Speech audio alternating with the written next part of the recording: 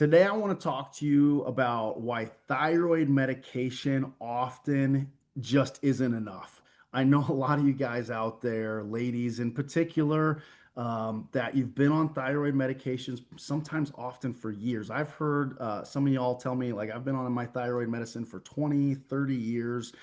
And I just don't even feel that different. It hasn't ever really helped me feel better. Or maybe it's helped you feel better for a season and then things kind of go downhill and they're always having to titrate and make it different, titrate up, titrate down, try different dosage. So there's a reason so many people with specifically Hashimoto's, which is the autoimmune hypothyroidism or just hypothyroidism itself, still feel exhausted and unwell despite taking their medication. So the thyroid doesn't exist in isolation. That's like one of the key points that you all need to understand. No two systems of the body can be separated from each other. So, like the thyroid doesn't exist in isolation. It's affected by everything from your stress levels to what's happening in your gut. And if you've listened to anything I've been talking about over the last few weeks since I've been focusing on the thyroid gland, you've heard me say that over and over and over again. So, when I work with patients, we definitely have to look beyond the prescription that you're on and really focus on what's actually driving the dysfunction, right? So, what's going on deeper down under the surface. So I'm going to just kind of cover a few things, kind of some of the more common things that I see every single day in you all that are struggling with hypothyroidism or Hashimoto's autoimmunity. Okay. Number one is stress and cortisol imbalance.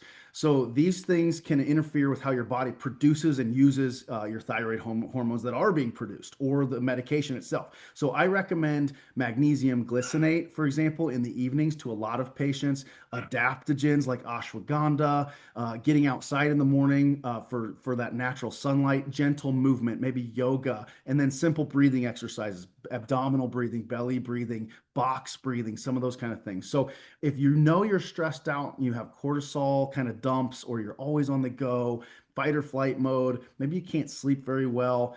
These are just some simple things. Again, I'm not your doctor if you're listening to this, so you always got to consult with your healthcare provider.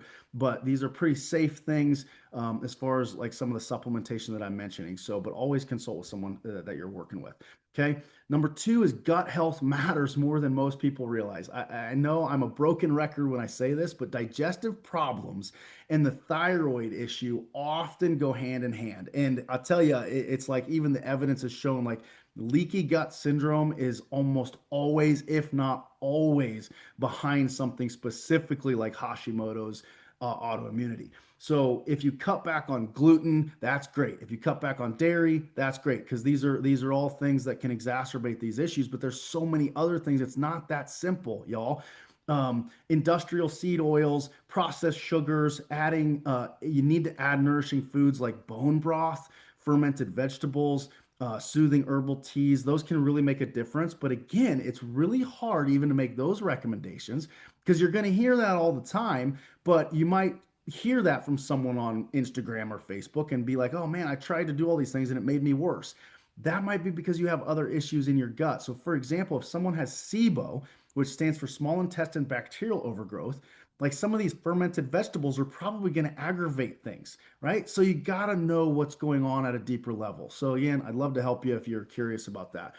Number three is unresolved emotional stress. We all have had it, right? We've all had traumas, some people more severe than others, but so many of us have these kind of what we call trapped emotions. And what that really means is in your nervous system's an electrical system, right? So think about the electrical system of the building you're in right now. Maybe it's your home, maybe it's your business. Is you can rewire a building or a home, right? You can put in new wires, take out old wires. Your nervous system works the same. By repetitive like traumas, or maybe it was one big trauma, these can rewire our nervous system to put us in a state of, say, fight, flight, or freeze, and we remain in that state until we actually address the issue. So many of us have these unresolved emotional stressors in our life or ongoing stressors in life that also affect the thyroid in ways we're only beginning to understand, right? As far as like research goes and science goes. But clinically, clinicians like myself, I mean, we've known this for years. We see it all the time. You help somebody with their nervous system regulation, you help somebody with their gut health, And guess what? Their thyroid gland like magically somehow gets better to where they can either never start a medication or start going down, maybe potentially even off of their medication. So practices like for nervous system work, to give you a couple tips, or things like journaling, prayer, gratitude work, meditation, nervous system work sometimes unlocks progress that no pill can provide. And there's so many other things. Those are just an example of a few things that if you really want to dive into this and look more, because you know that's you, just even Google vagal nerve response or vagal nerve strategies, VAGAL, vagal nerve strategies. And you're going to read about all sorts of stuff that you can do starting today to really start to unlock and kind of rewire your nervous system. Okay. Another thing is missing nutrients. So if you have the missing nutrients, that can stall hormone production, right? Specifically with the thyroid gland too. So the thyroid depends on selenium, zinc, iodine, iron, and B vitamins. Those are kind of the more crucial ones. So selenium, zinc, iodine, iron, and B vitamins. Now those are found in foods. Like so, I'm always like, get it in food if we can. And our food is depleted these days, so that's a whole nother story. But foods like wild caught seafood, wild caught salmon, Brazil nuts have a lot of selenium in them, pumpkin seeds, and cooked root vegetables. All right. Now, here's the deal. If you have gut issues, so let's go back to gut issues. If you have bacterial issues, yeast issues, digestive enzyme issues, leaky gut syndrome, you can eat all of the good foods you want. You can actually even take all of the best supplements for these things that you want, and you can still be deficient because your body's not breaking things down and absorbing them like you should. So again, even if you know you're missing these nutrients and you're like, oh, I just should take a selenium, zinc, iodine, iron, and B vitamins, and I'm gonna like turn my thyroid around. More than likely, that's not going to be that simple because if you go back to the beginning, gut issues oftentimes are one of the underlying things to cause the thyroid, and it just becomes this vicious cycle. So your gut's not absorbing or allowing your body to absorb these vitamins and minerals and nutrients that are crucial for it, right? And lastly, environmental toxins. Oh my gosh. Now I could talk about this for days and still only scratch the surface because we all know how toxic our environments are. So that can be water, it can be food, it can be products you're putting in or on your body. So things like fluoride, the heavy metals, plastics, pesticides, the list could go on and on and on. So all of these things can block normal thyroid function. So some small swaps that you can start doing again in your everyday life, some tips for today. Start using glass containers to store your food in. Don't use plastic. Get rid of plastic in your house. Definitely do not use plastic in the microwave, especially if you're heating up food. Like those microwave safe vegetables, frozen vegetables, don't do that. Like put them in a glass bowl and heat them up, or better yet, stainless steel a pot with some water and steam them on the stovetop. Okay, you need to filter your water. That is like a must. And if you really want to go to the next level, you're not only going to filter your drinking water, but you're going to put filters on your shower heads.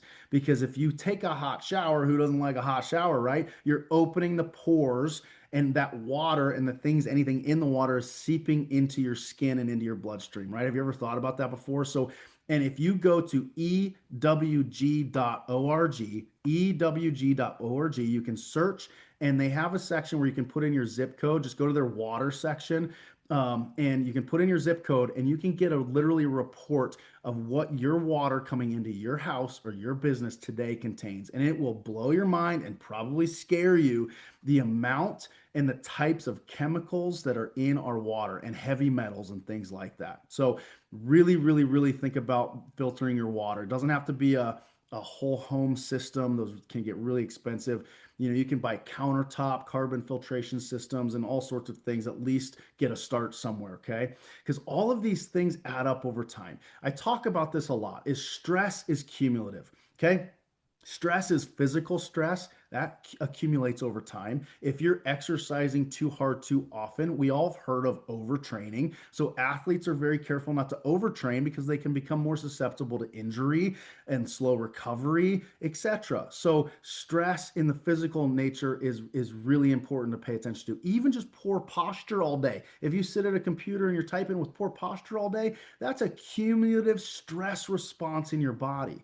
Okay, I could go on and on and on, but you guys get the point.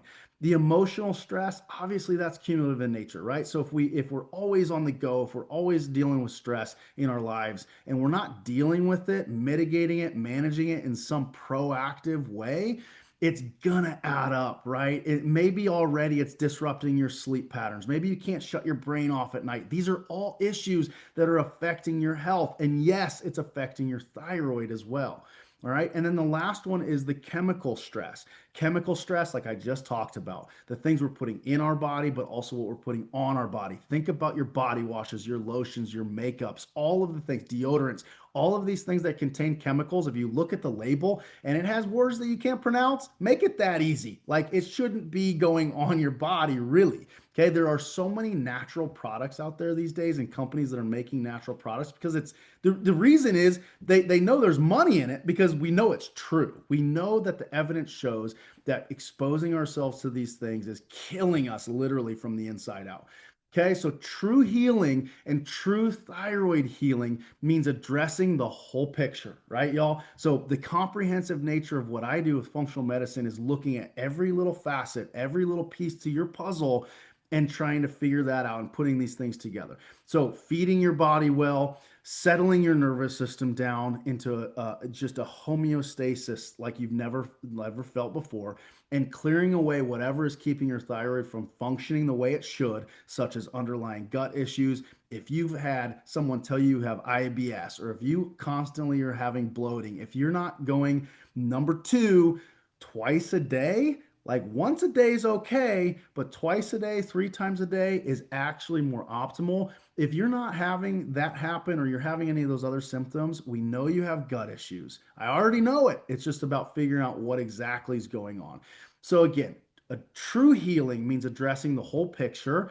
And yeah, you might need to be taking your medicine, right? I'm never going to tell someone not to take the medicine that's been prescribed, but so often I see patients that are able to titrate down, take less dosages, or even get off of their medicine forever if they treat these underlying issues. So I hope you guys found some value in that. Again, some simple tips to start with today, as far as cleaning up your life and starting to heal from the inside out. But as always, share this video. You can like it, you can comment on it. I love questions. DM me, and then always, always, always, if this is striking a chord with you, if you're like, oh man, this sounds like me, this is my story, just set up a consult call with me, okay?